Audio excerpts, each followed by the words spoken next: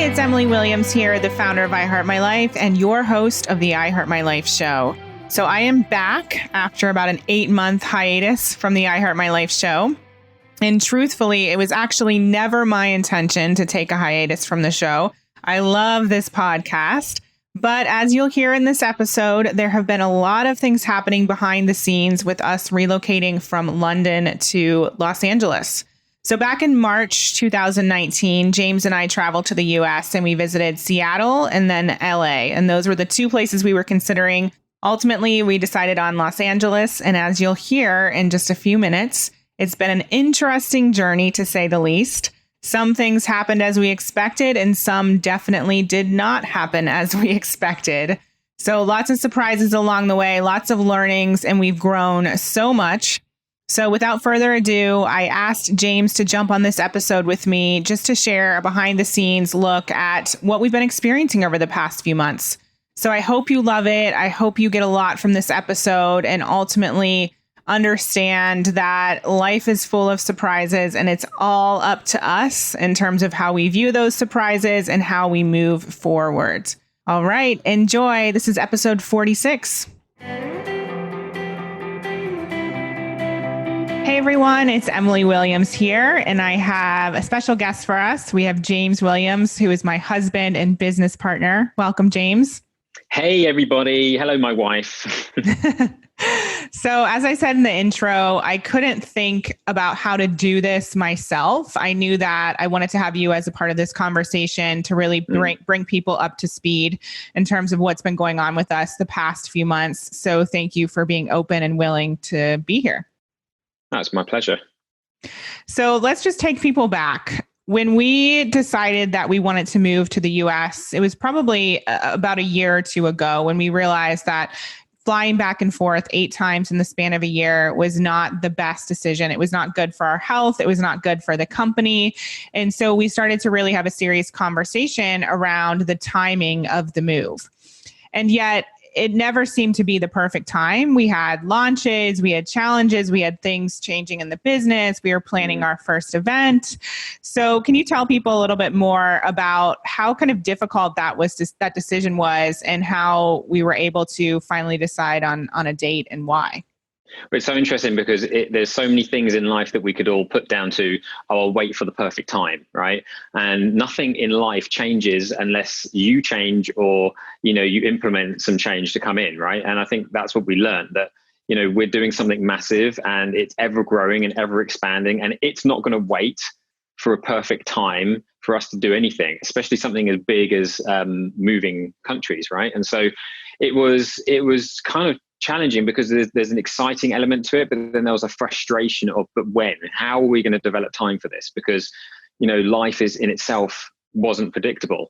And so, not only was there the business to think about and all the logistics there, which I guess we'll get into how complicated, moving abroad is. But also emotionally for me, I've never lived in another country before. And so there were the family and friends that I loved that would be, that we'd be leaving. And then simply the choice of both of us, living what would be in a totally new place and not really knowing what to expect. So there's a balance of excitement and kind of not really being able to be prepared. Yeah, totally. And I remember what tends to happen with us is we just wake up one day and we're like, let's just book the tickets. We can't put this off any longer. Let's just pick a date. And so we decided on, we first thought we were going to do it in July, and then we decided let's move it and do it at the end of August. So we chose August 31st. And we picked the date, we booked the tickets, and then we realized that we had made a pretty big error in that Lola could not fly with us on a weekend. And it was also Labor Day weekend in the US. And so she couldn't fly on the Monday. And so then we had to figure out, what do we do with our cat for 4 days? And how do we be okay with the fact that she's going to be flying on her own for so long when she's literally scared of rain and everything else? So for those of you that don't know, we're very obsessed with our cat. It's kind of, Lola is like our first child. And of course, she is very much part of the family. And it's all very well us being able to shift and move very quickly, which we've always done. But you're right. Like I spent a lot of time researching the best people for moving Lola and getting it all perfect. But you don't consider the intricacies of, well, I think what had happened was that the people at the airport that take the animals and look after them, they don't work at weekends. Like Emily said, it was Labor Day weekend, but the tickets were already booked. And so now we're like, oh, what do we do? Which I'll admit to me was really challenging because, I worry a lot, about, our little Lola, because she's our little baby, right? But I will say that you're always really good at looking at the bright side, because you kept saying, well, maybe it's a really good thing because we'll be able to get things settled, and then she'll come into an environment that's a little bit calmer, and we'll be able to just handle our own bags and all of that jazz. And that made sense. And that actually was true. We were able to get some things sorted before she arrived. Well, I mean, that's the trick with this whole year. I mean, what I will probably come to for this whole discussion is that whenever something's going on in your life and you've got to make some big decisions, you have to accept that although you can manifest and make anything happen, the route to get there isn't something you've always got control over. Like the things that happen along the way aren't predictable. And so the way I always deal with that is to as soon as I know that I don't have control over a certain route, then I immediately go for, okay, well, what can we take from this that is going to benefit us? And thinking back now, like if we had flown on the same day as Lola and had all of that luggage and Lola all at the same time, that would have been pretty stressful. So the way to look at it was that, yes, we could get there, we'd get everything set, and then she would arrive to a semi, grounded existence when we were settled. Totally. So once we decided on the date, then you did an amazing job at researching how do we get our stuff from one place to another. And so we found that if we shipped everything via boat, it would be about a third of the cost. And there were certain things that we didn't need right away. And we were told that it would take, I think it was like 6 to 10 weeks. So we're like, okay, we can handle that. So at the beginning of July, we started packing up the house. We got clear on what we wanted to take. And then the shipment people that were supposed to come to pack everything up for us, I remember they were like 6 hours late. So you and I just got a jump start and started doing everything ourselves, wrapping all the dishes and all of that. And then finally they arrived and, helped us and consolidated. And they told us that we didn't actually have to worry about making all the book boxes lighter, that they could be stuffed to the brim. And so they did their thing. And then we realized about a week and a half later, after finding the apartment that we were going to be moving into, that we wanted to take more than we had expected. And so we quickly called them and said, can you guys come back? Has the boat left? So we were able to add a bunch of other things to the actual shipment, to the pallet itself. And just to like frame something here for everyone listening, like you got to think, when you're packing up your life to move, and that shipment, you're obviously packing up way early. The shipment's not going to, you're not going to leave the country for another couple of months. You got to think, well, what can I survive with for a couple of months while still running a business, having social occasions to go to, and living our life for like 2 months without stuff. And that's why that was quite hard, wasn't it? To decide, well, what do we pack and what do we keep? Because we can only bring with us what we can fit into a load of suitcases. And so that in itself was quite challenging, wasn't it? It was, yeah, for sure. But then we realized, we have these gorgeous fake plants that we purchased in London. I think they were like 600 pounds or something. So we thought, what are the things that we want to bring that we'd probably be buying anyways, that, it'll be much cheaper to send on this boat than to purchase again. But like you said, it was difficult to narrow down what we keep and also what we take and what we sell. And then you did an amazing job of putting everything on eBay, all of our stuff, all of our furniture that we weren't going to take. Admittedly, there's some stuff now that we know that we could have shipped that we would have loved to still have. One of the things that we wanted to ship. Go ahead. Yeah. I like going back to the eBay thing for that was a hell of an experience. And I'll tell you what, it's kind of fun. It's like I was an eBay shop owner for a long period of time, and it is still amazing to me now what people will buy on eBay. Like, and for those of you that hate the idea of throwing things away because there's enough waste in the world as it is. Taking things down, the recycling plant. Like, people will buy anything, so please don't throw things away. Please give people the opportunity to buy it because it just made me feel sick, the thought of throwing all this stuff away, which a lot of people do, a lot of good stuff. And so it's kind of fun. What was the thing that somebody purchased that we were really surprised about that you were like, you weren't even going to sell? Trying to remember now. I think it was like a bookshelf or a dresser, an IKEA dresser in my office, wasn't it? Yeah, I mean, there was all sorts of things that just really wasn't worth anything. But people love a bargain, which is great. I mean, it's just really, if you're willing to put the effort in to just taking some really nice pictures and just saying, I think the main thing for me was it's much nicer and easier for someone to come pick something up than for me to do loads of trips to the recycling plant. And also much better for the environment to be recycling stuff and selling it yourself, right? But yeah, people buy absolutely anything. Especially like with furniture being already assembled, people love that. They can just come and pick it up. So I think that was part of it, but we were really surprised. And then in terms of, packing, so we realized we booked ourselves on a Virgin Airlines flight and booked business class, and we were allowed to bring 3 suitcases each. We could have paid for up to 7 each, I believe. So that was really awesome. Just to be. So I'm just remembering where this story is going. Sorry.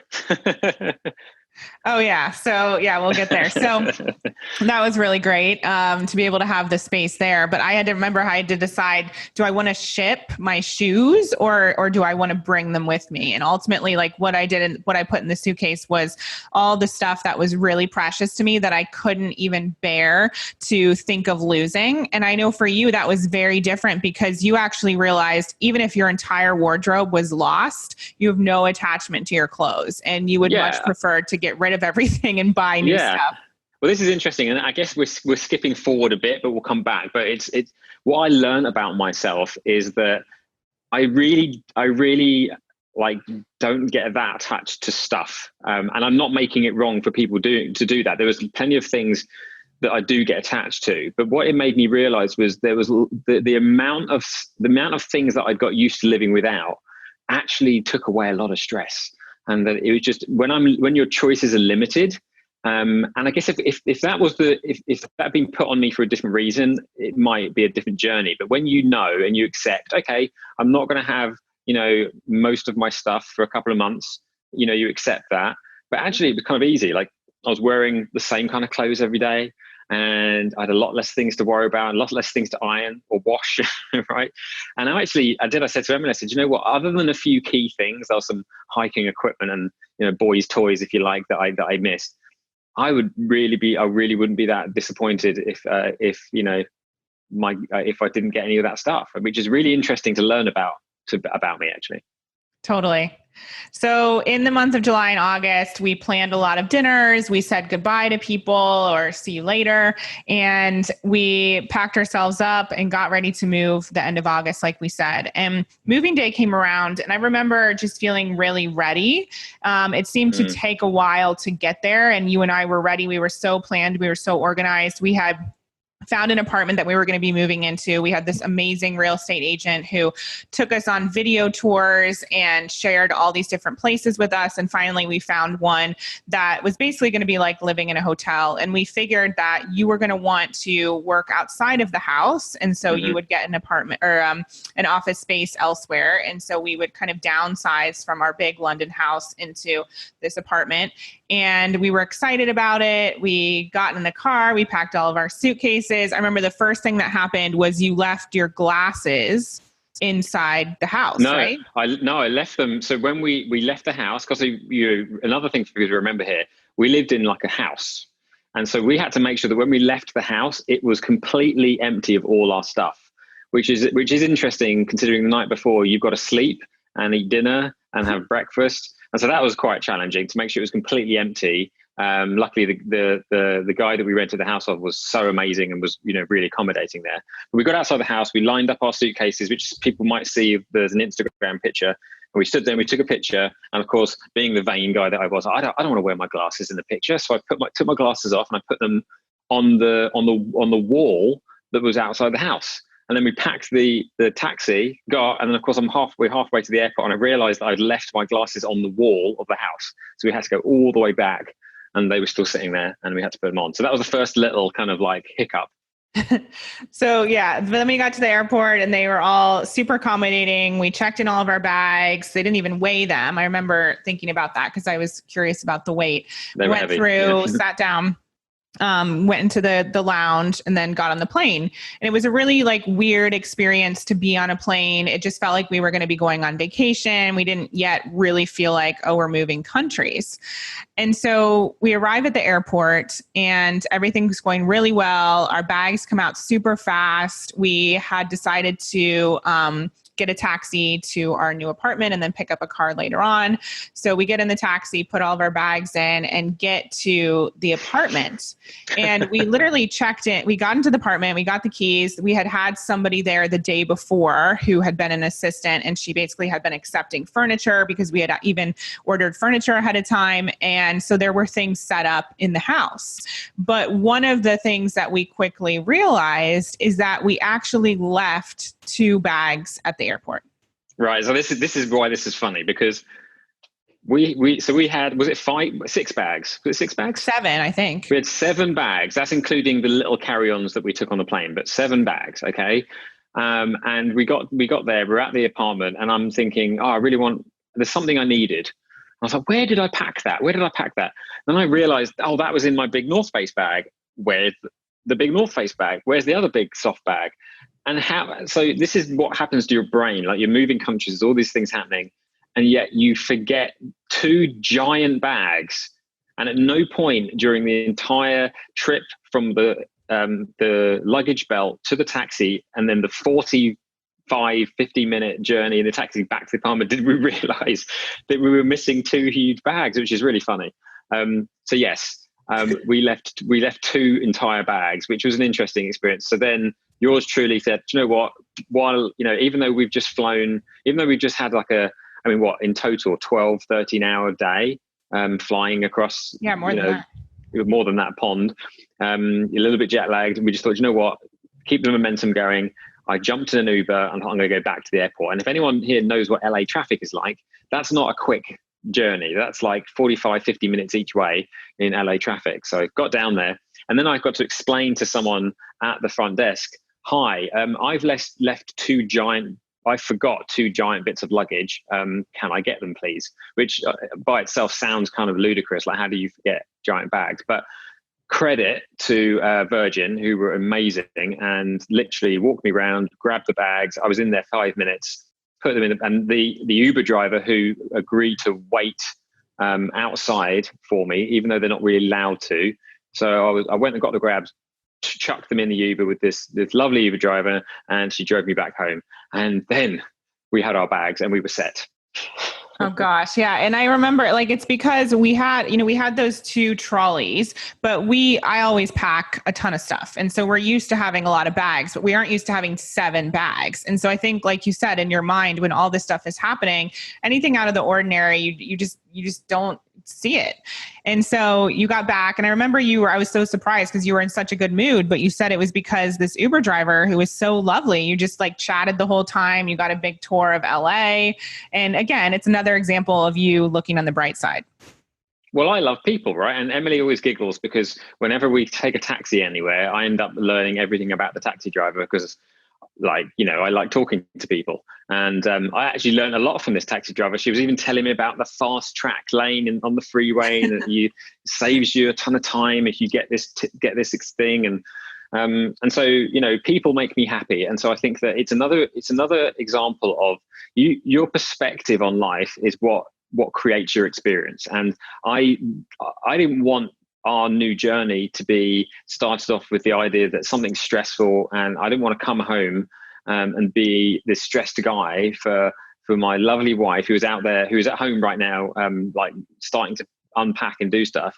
So, I chose to continue the adventure, and it really wasn't a big deal. It's a couple of hours, to get things done, and came back, and, we got to continue being so grateful with this beautiful view that we had and this beginning of this new life. Yeah.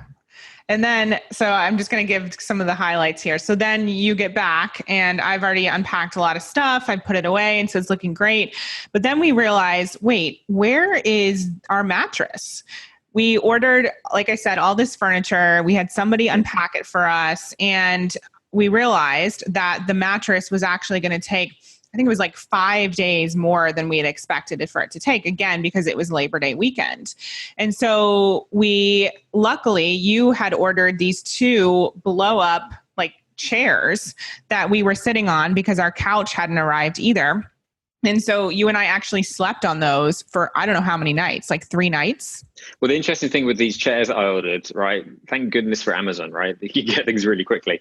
Is that they were kind of like blow up armchairs. I thought we can they'll shrink down small when we don't need them, and we can just use them as a sofa for a few days until the sofa arrives. But they did actually fold out to be single beds, and so we had the bed frame, and so I literally laid these 2 like armchair things in the bed frame, which they fitted in. But because they had like the arms and the back, we had them lying next to each other on the bed to make this kind of bed. Of course, when we were lying in it, we wouldn't be able to see each other because of the, so it's kind of a funny experience. So it was a very interesting few nights of sleep. Yeah. And we didn't even have pillows. And then I ordered the pillows the next day, and then Amazon, we saw they were about to deliver them at like 9 p.m. So we waited up and we were super jet lagged. And then all of a sudden it said like couldn't deliver. And so those came the following day. So yeah, that was really, it was very interesting. So James, I'd love for you to talk a little bit about your experience moving to another country and any of the emotions that you felt, in particular, those first few weeks. Can you take people back? This is an interesting one because lots of people were asking me during the whole of this year before we've moved, how you feeling about it, leaving, your family and leaving friends, well, not leaving them, but being further away, and of course moving. And I do tend to take things in my stride, but the challenge with that is that I can't predict how I'm going to feel because I just take things in my stride. The challenge for me, I think, came from like more of the logistics. Like I came to a new country and suddenly the things that you start to realize what you take for granted. You take for granted that you have a bank account and that, you have a driver's license and that you can get a credit card and you kind of can do anything you want to do. And so I think the challenging thing for me was almost like it's quite a vulnerable feeling to come and suddenly you don't have any of those things and you're waiting for like a green card. And even though you have a temporary one in your passport and all that kind of stuff, I couldn't open a bank account. They wouldn't let me have my LA driver's license yet because I needed my green card for it, and the passport didn't scan properly and all this kind of craziness. And so I think that was one thing, was my rights as a citizen, which I take for granted in the country that I've been living in for 40 years. Suddenly, I didn't have anymore, which was an interesting thing. And wasn't super stressful, but it was just a little logistical thing that kind of, even like maybe I'll admit from an ego point of view, just felt a little bit disempowering. And then of course, the friends and family, suddenly it's like, when you live in another like state, or you live, a few miles away from friends or family, that you might as well be in another country, because quite often you don't see each other as much as you can, as much as you'd like to see each other. But when there's 8 hours time difference between friends and family, that's another thing. You're really conscious of like calling and video calling. And so I made sure to set up video calls with friends and family to sort of catch up. But I've got to admit that I think we moved at the right point in my life, because emotionally really wasn't as challenging as I thought it would be, because I was so ready for this next level. I've got some amazing friends over here that I was excited to be closer to in so many ways, and I was just ready for it. And so as someone who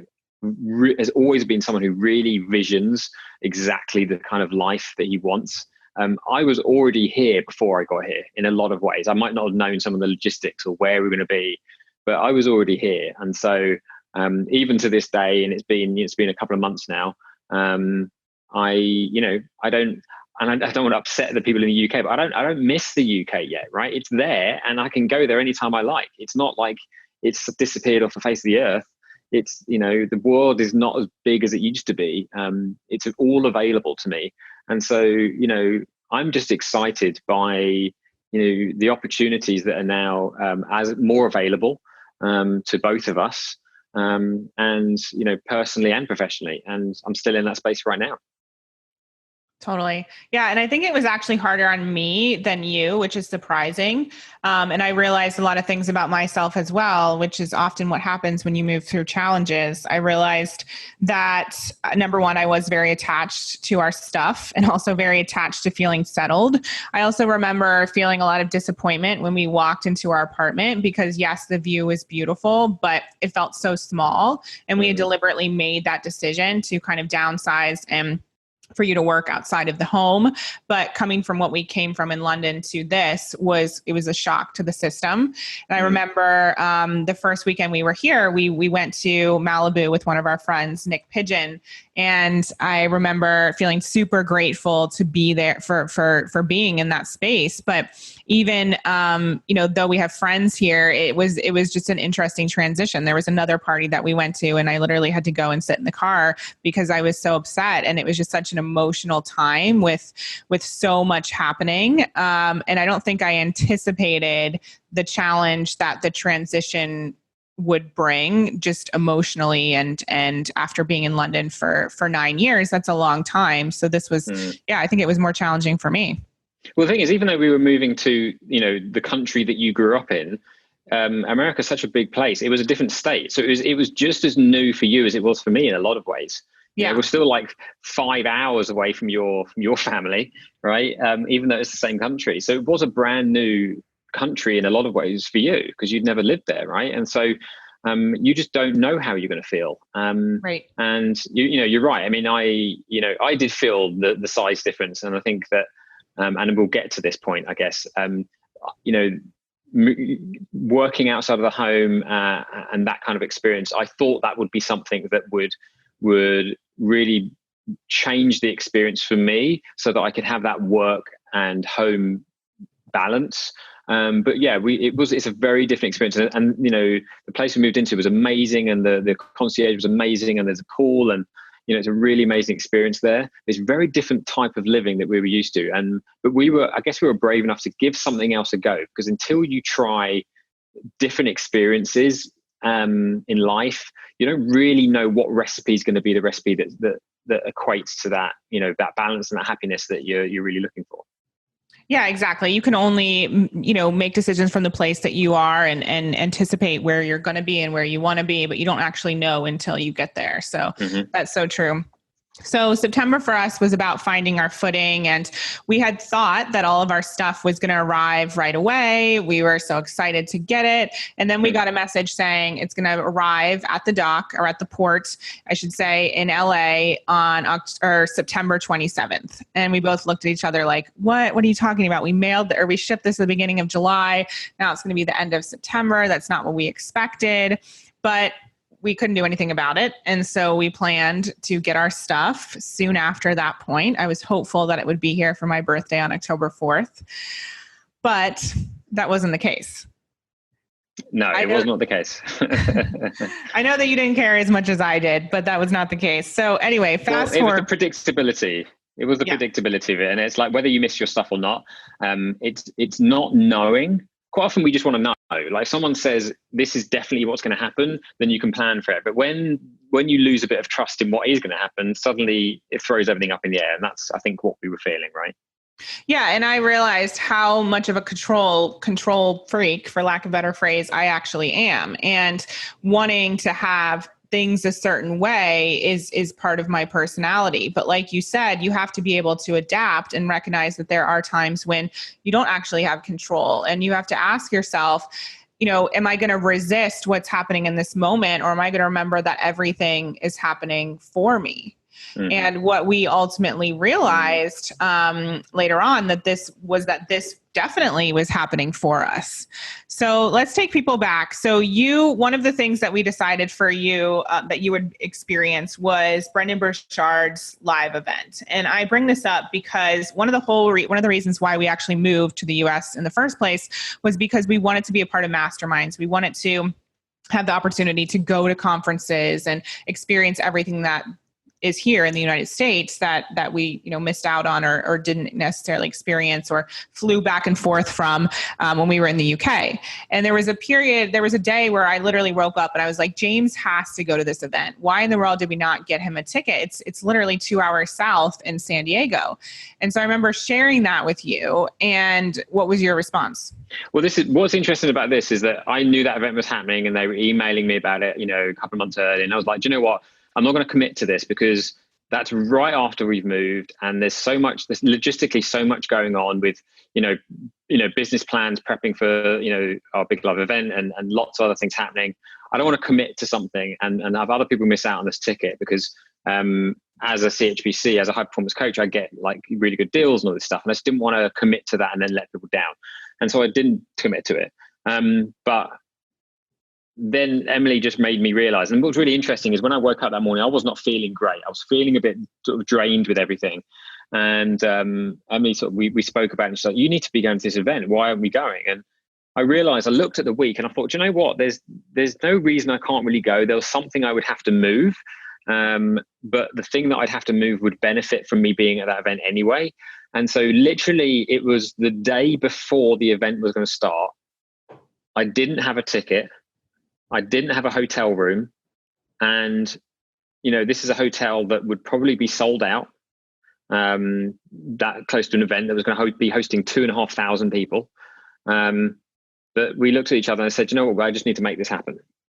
And so this is where the whole reason we moved over here, pulling all of the resources that we have, which I'm so grateful for, which is the community of people that are in, my high performance community, or Brendon Burchard's community that I've been a part of, and we've been a part of for years, pulling in the resources and asking them, right, this is what I need to make happen. I'm currently packing my bag. I'm going to be renting a car so that I'll leave Emily with our car. I'm going to rent a car and I'm going to drive down to San Diego. And by the time I get there, I trust that I'm going to have a ticket. I'm going to have a hotel room. And so I reached out to the community. Just so happened, someone in the community who was going to go couldn't make it last minute. And so I jumped on it and I said, okay, can you ring the hotel and ask to swap your hotel room name for me? And then I messaged Brendon's team. Said, I know I said I couldn't make this ticket. Is there any way we can do something about this? Whatever I need to pay, just let me know. They were amazing. They sorted out the ticket. So I'm driving down to San Diego, having only a few hours ago not had anything, get there, register, get my ticket. I've got a hotel room and the place is full of not only tons of fellow coaches and people in my community that I know, but also some clients that I've had in the past.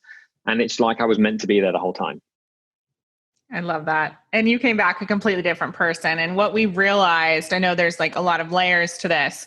What we realized, or one of the things we realized, is that's what your role in our work needs to be. Like you being out there at conferences with people, engaging in communities, that's really where you thrive and also where your mastery is. And so we kind of made this decision. I don't even know that it was like a huge conversation, but we both acknowledged that you're not a sitting behind the computer sort of a guy. And we need to recognize that there's so many opportunities here that might not, that weren't there when we were living in the UK, that we need to take advantage of, that will support us in spreading our mission and moving the company forward, and also lead to a heck of a lot more fulfillment on your end. Yeah, I mean, I think this is about owning your lane, right? And for all of you out there that compare yourselves with how other people run and work and are successful, and yet that doesn't, you can't for some reason do it the same way, or it's hard. You got to own your lane, because the way Emily and I work is very, very different, and yet we're both very, very good at what we do, but only when we run in our own lane. If I try and do things the way Emily does them, I'm just going to be second best, right? Every time.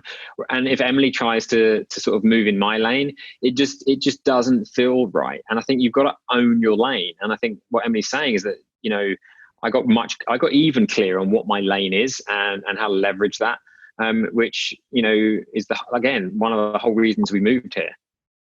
And then I think it's really funny because we made this decision, okay, James, you're going to be doing a lot more of that stuff and less of this stuff.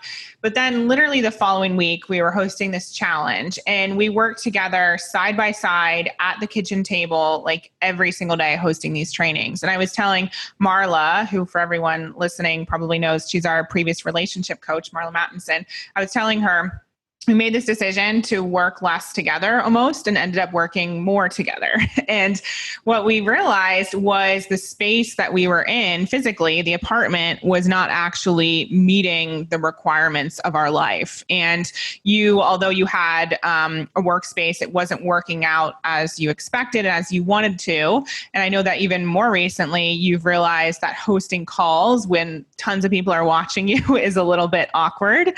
And so we started to feel that something wasn't right with our current environment. And the other thing that was happening in the environment is that our neighbor, even though this is a smoke-free building, was smoking all the time, smoking marijuana. And so the smell of weed would seep through the air conditioning vents into our apartment. And there were a few days where we literally woke up and the entire bedroom and bathroom smelled like weed. And it was really starting to affect us.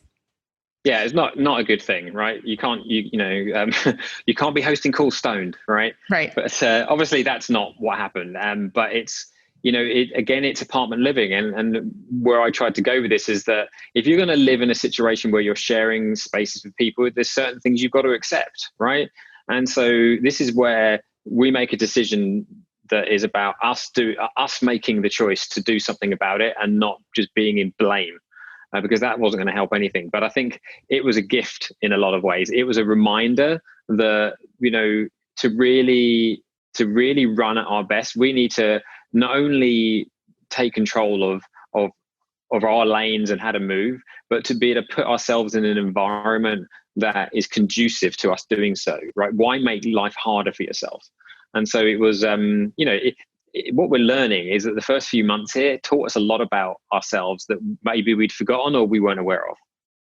Yeah. And one of those, again, was a reminder that everything happens for you. Because of this situation, we obviously talked to the managers of the building. There was not much that they could do besides issue warnings, and it would take a while for anyone to get evicted if it went to that place. And as the weeks went on, we realized that this person was not going to stop. They weren't going to adhere to the rules.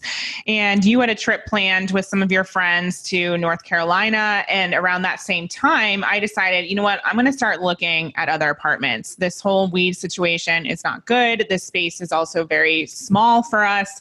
James is working from home a lot more than we expected. And so I started looking around to see what was available. And I immediately found a couple of properties, two in Playa Vista, which is right by the water, and one in Marina Del Rey. And so I remember it was a Friday, not that long ago. We're not talking even weeks. It was like maybe 10 days ago. I went to visit this property and fell in love with it and decided to call James in North Carolina and say, you know what, I found a place. How would you feel about moving? How did you actually pick up the phone to me? This is an interesting one. Do you remember? No. Did I say, don't be mad at me? She said, because this is the thing, and this is like Emily owning her lane, is that Emily moves, we both move very, very quickly, right? But I think that, Emily moves very, very quickly, and she knew, out of love and respect for me, she knew that I'd gone to this, gone away. It was a refueling and almost like a mastermind with a load of amazing guys. And she was conscious of not upsetting that. Whilst also knowing that decisions have to be made quickly at this point. And so just want to show a lot of love for you being so sensitive to that. You said to me, kind of jokingly, but in the way serious, don't be mad at me, but, and that's how that opened. And I just want to recognize you for being sensitive to, to not wanting to stress me out when I was away, and which you never would have done. But I just want to recognize you for that. Yeah, well, and I think we learned that from Marla, that you don't have to blurt everything out. And in fact, you shouldn't. You need to check in with the other person's bandwidth. Otherwise, you're just really thinking about yourself and not being conscious of where your partner is at. And so that's what I was trying to kind of feel into. But you were in such a great place. And it turns out that you had literally been having the same conversation with your friends just a few hours before saying, I really don't think we're going to be in this place any longer. Yeah. It was scarily in alignment. Like we were still very, very connected and basically thinking the same thoughts, even though I was on the East Coast and you're on the West Coast of America. Yeah. And we hadn't actually discussed leaving. And so we found this place and it was available now. So I thought it was completely empty. And so the real estate agent was going to contact the owners and ask them if they approved our application and get the ball rolling. So that evening, that Friday evening, I was waiting for a call back from the real estate agent and she called me and she said, you know what, Emily, I tried to contact the owner. Let's call her Jane. And immediately when Jane picked up the phone, I heard her granddaughter scream in the background. Turns out their dog died right in front of them. And I was like, okay, that's very strange and also very sad, but call me tomorrow after you actually properly talk to her. So Saturday went by and still she hadn't been able to talk to Jane. Then Sunday, I remember I was at the grocery store and I got a call. And the real estate agent said, Jane really wants you to move in. They liked your application, but here's the thing. This is a condo complex. And when Jane bought the condo, we didn't know that in the contract, it specifically said that you can't rent out this condo for a year until a year after you purchase it. And Jane, has no intention of moving into the condo and has always wanted to rent it out, but she has to go before the board to get this approved. And it shouldn't be a big deal. She's already had one of the board members say that she can rent out this space and that they'll get it pushed through. So don't worry. So we were like, okay, well, this isn't going to happen as quick as we thought or as quickly as we wanted it to, but this is a great place. So let's plan to move forward, blah, blah, blah. And in the meanwhile, from the original date of our shipment coming into the dock or the port on September 27th. This is now a month later and we still haven't received our shipment. This is the end of October. We still haven't received our shipment. Finally, we get a call saying that they want to deliver it. I think it was around October 27th. And because we knew we were going to be moving, again, this is life happening for you, we were grateful now that we still hadn't gotten this shipment because it would have meant that we had to move things twice. So I quickly got on the phone with the shipment company and said, we're planning to move into this new place. Can we delay the shipment just by a few days? And they said, yes, no problem. Give us the new address. So we arranged something with the condo in that we could have our shipment delivered to the garage of this condo. So on the day of the delivery, I went to the condo complex. It took me about 90 minutes to get there because it was rush hour. And I get to the condo gate and the woman at the gate tells me, you're not allowed to come in today. And I said, what are you talking about? She said, you're not allowed to move in today. And I said, I'm not moving in. I'm expecting a shipment that we're putting in the garage. And she turned to her partner in the little house by the gate and asked, am I allowed to let her in? I didn't hear what he said, but she gave me a little form and said, okay, you can go in, but I'm not allowing any deliveries to come in.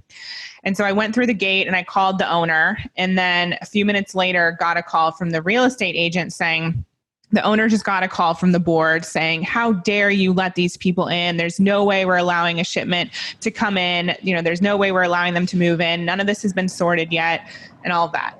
And so I had to leave and call the shipment company who had literally just texted me saying that they were outside. And I was looking for them and I called them and I said, where are you? And they said, oh, we're in Hollywood, which is actually where the other apartment is, where the apartment is that we initially moved into. So they had mixed up the addresses and we're actually in the place where we were trying to leave. But thank God that's where they were, because I was going to have to tell them to go there anyway and deliver all of our boxes somewhere in that building. So James, I know meanwhile this is happening, like you were prepping for a call. I didn't want to text you because I knew that you would be a little concerned about all of this. I knew you couldn't, even though you were just across the street, I knew you couldn't leave your call and come back and handle all of this. So I was just trying to juggle it all myself. And I eventually found out that the apartment complex that we're in, they would allow us to use 2 additional storage units and just put all of the boxes in there for a few days. Yeah, so this is you thinking on your feet and not being in blame and just going there and really grateful for the building being so flexible and letting that happen. It's another example of just why you can just shift and move, and like life is not predictable. And the moment you pause and sort of like panic and get stressed about things, that doesn't help.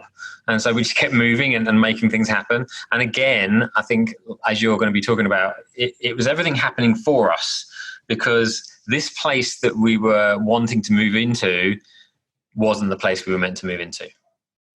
Exactly. And I remember driving back. So I had to drive from Marina Del Rey back to Hollywood. And I remember thinking to myself, what is going on here? What is the lesson here? Like, I feel like I've been in chaos for a good chunk of 2019. And what is that about? And I think one of the things that I wrestle with is, I believe that we can manifest, and I believe that our thoughts and words create our reality. But I also believe that life sometimes has a different agenda, and it's not anything that you could predict, but it's exactly what you need. And I think that's what we've been shown, and we've been shown more and more and more to just be in trust instead of resistant to what's currently happening. Right, totally. And that's why we shimmy and move so quickly. But at the same time, it's challenging on the bandwidth, right? Because then there was another addition, which I don't think you've mentioned yet. There's another addition to what would make moving kind of challenging. Go for it. Tell it. Well, we were due to sort of move pretty quickly, but there was something in the diary that was scheduled to happen around me around this whole time of moving, which was I had to have hernia surgery. Right. So we were supposed to move the boxes on Thursday, and then we thought, okay, we'll actually move into the condo on Sunday. So give James a few days to rest. His surgery was on a Friday, but we got a call on Friday after this real estate agent and the owner spoke to the board, and the board said, absolutely not. And the whole reason that they had assumed they would get a yes from the board was because the woman who was on the board, who told them that she would get them the yes, her dog died on the day of the meeting. And so she wasn't at the meeting. And so she didn't even vote. At that point, I was kind of concerned bringing our cat Lola to that area, because it seemed like a lot of pets were not having a good time with this whole scenario. So it was all these weird things that kept happening that kept, like, it seemed like they were roadblocks. And sometimes I think it's hard to differentiate between, like, should I just keep pushing for this? Is this just a sign that I need to try harder? Is this just a sign for me to show up? Or do I just need to release this and start to go into trust around, okay, well, clearly life has a different agenda for us. Right, totally. And so I think we got to that point, you and I constantly talking about it, and we're thinking, okay, something is not right here. And also all the eggs are in one basket. Let's keep moving, and let's just see what else is going on, and not let anything be a roadblock, including like having surgery. Like nothing was going to be a roadblock because everything's figure outable. Totally. Yeah, that is our motto. And so we started looking at other places. The original real estate agent who helped us last summer, she stepped in, and we saw another place on Saturday. Then we put an offer into that because we really loved it. And the next day we realized, they're having an open house, because not only are they trying to lease it, they're also trying to sell it. And so we were looking at other properties again, not wanting to put all of our eggs in this basket. And we drove by the open house. And I remember it was so weird because we saw all these other people walking through this house that we had decided that was going to be ours. And we were told there were no other applications. We were told that we would be good candidates. And then we saw all these other people walking around. Yeah, exactly. But, the master manifestors at work, kind of, I think secretly we had decided we were going to get that place. But every other place we looked at, even if they were amazing, something wasn't quite right. And so, we were just doing, this is the point where going back into, let's just do everything we can to support both ends of the parties making something happen. Exactly. And so we had to wait a few days. We saw another place that you loved, but I didn't. It literally made me want to throw up. And I still to this day don't know why. That was perfectly fine, but sometimes we don't know why. And finally we got the word that we were accepted. And at the time that we're recording this, we're literally going to be moving in on Sunday. It's Thursday right now. We're going to be moving in on Sunday, which means not only will we be moving all of our stuff in the current place, we will actually be able to unpack our boxes. And although we shipped them literally 4 months ago, we will finally get everything, and that means a lot to me. So I can't wait. It's been quite weird because now all of our stuff in the UK is been in the same building as us for the last week, but of course we can't really access it, and so and I'm very surprised that you haven't been tempted to rip into some of those boxes, Emily. But we've been holding off. And then from a personal perspective, I've had a week to recover from hernia surgery, so that when we move, I'm not completely useless as I might have been if we'd moved 2 days afterwards. Yeah. And it's really cool how all this has happened, because not only is the place that we're moving into basically the size of what we had in London, but it's in the direction that we wanted to go in terms of the location. It has an office for both of us plus an extra room. So it's much bigger, and somehow it's actually cheaper. So every box was ticked. Yeah, it was amazing. And and I think this is where everything really, and I said this to you the other day, Emily, that if we'd have designed a scenario, because moving to another country and trying to decide on a location and a property without actually being there is quite tough, because you can't get an emotional response from a picture online, right? And like that place you said that you saw that I liked and you didn't, we wouldn't have had that. We wouldn't have had the opportunity to feel that if we'd seen it online, because you actually saw that property first online, right? Yeah. And so the way this has all worked for us is that the place we initially moved into was perfect for moving from abroad, because we had people in the building that could help. We had systems set up to really help you, receive packages and have storage facilities and parking and just everything that would have made life logistically a little bit more tricky. And now, a couple of months in, we're a bit more set. We know what we're doing. We know LA better. And now we've got a new place that works out. So if you take a step back and look at the way this whole thing has worked out, it's a perfect design. Even the guy smoking the weed. Even the guy who just likes to smoke weed in his apartment, right? And I don't want to make him wrong. I just don't want to smell it. So it all works out. And I think the lesson here for me, and I won't put words in your mouth, Emily, but the lesson here for me is that, life is not predictable. You can totally design the outcome that you want, but the route there can be testing. And I guess the test is, how much do you really want it? How much do you really want it with everything else going on? And how are you living your life? And how are you maintaining your momentum energetically and your relationship? And I think we've passed with flying colours, because we've maintained everything to a very high standard. Every decision we're making is for the betterment of us and the business and our lives. And a big hell yeah group hug, high five for us, I say.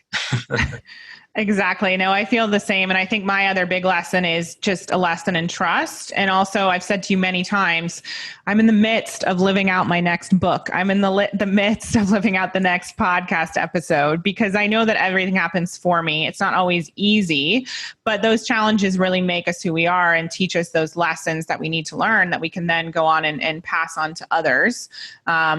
And share that wisdom. And so that's really been a lot of what this past few months has been about. And we didn't even talk about all the stuff with the business, needing to move the company and all of that. That'll be another episode.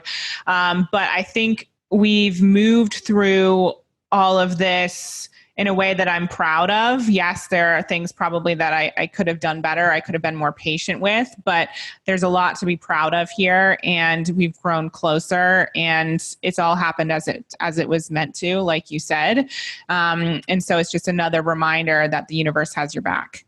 Totally. And it's all a reflection of the work that you do as well. Like, if we hadn't been making certain choices and living our life in a certain way, we may not have the bandwidth for a lot of the shimmying and the moving and the shifting that happens, right? So, it's a really a learning and a reflection for us, but a huge amount of gratitude that I've got for, the work that we do put into our lives personally and professionally to make sure that we can shift and move like this, because I see a lot of people getting put massively in delay, or even fall off the horse when life is unpredictable like that. Yeah. And so I'm very proud of us, and I think that it's just a wonderful lesson for everyone to know that you don't have to have predictability in your life to be happy, to be productive and move forward. And if you are upset and angry and reactive sometimes, that's okay. But you have an opportunity to bounce back a lot quicker than you realize. And when you just keep keep steadfast in the direction you actually want to go in and don't compromise on that, you will get there. You will get there. Yeah. And I think it's sometimes a lesson of looking up as well. So sometimes we have such tunnel vision around the path that we're meant to take and the route that we're supposed to take to get there. But actually, if you look around, maybe there's another opportunity or another direction or another path that's, yes, going to get you to the same result, but you may miss it by having that tunnel vision. Totally. Awesome. All right. Thanks, James. We'll leave it there. I'm sure we'll be updating people on the next chapter of this journey very soon. But thank you so much for sharing, and I'll talk to you later. See you later, everyone. Thank you so much for listening to this episode of the I Heart My Life show. I am so grateful for your time and your energy here today. I hope you loved what you heard and ultimately saw that the way in which James and I were able to move through this challenging time was because of the mindset work that we've done over the past few years. The work that we've done with our coaches has really helped us transform into the people we are today, who are resilient, action takers, and always moving forward. If you're looking to transform yourself from the inside out, we have tons of programs, courses, and live events on our website. Go to iheartmylife.com to learn more.